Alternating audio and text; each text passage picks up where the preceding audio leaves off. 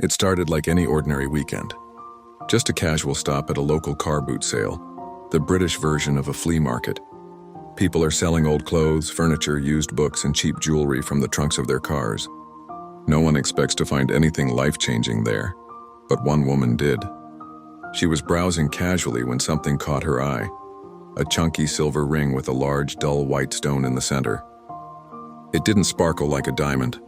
It looked cloudy, scratched, aged, worn out, but something about it felt right. She thought it had personality, that vintage Gothic kind of look. She slipped it on her finger, smiled, and bought it for just $10. That's around $13 US, and that should have been the end of the story. But instead, it became a legend. She wore the ring for decades. Literally, around 30 years. Shopping, cleaning, traveling. It was her go-to accessory. Not because it was expensive. Not because she thought it was valuable. She just liked how it made her feel. But here's the twist. What she thought was costume jewelry was one of the rarest antique diamonds in the world. One day, while chatting with a local jeweler, he noticed the ring. He paused, looked again, then said, "You should get this checked by a specialist." Curious, but not expecting much, she brought it to Sotheby's, one of the world's most prestigious auction houses. And that's when reality shattered. The ring contained a 26.27 carat cushion-cut white diamond.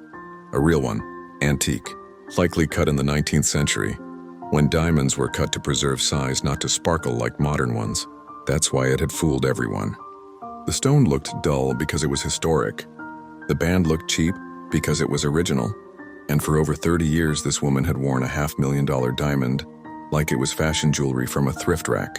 The final result, it was listed for auction in 2017 and it sold for $350,000. That's around $500,000. Jessica Wyndham, head of Sotheby's London jewelry department, said, "This is one of those one-in-a-million discoveries. The kind of treasure story people dream about, but never think will happen to them." And the woman? She chose to remain anonymous. No social media fame, no headlines. She simply walked away, richer, wiser, and with one incredible story.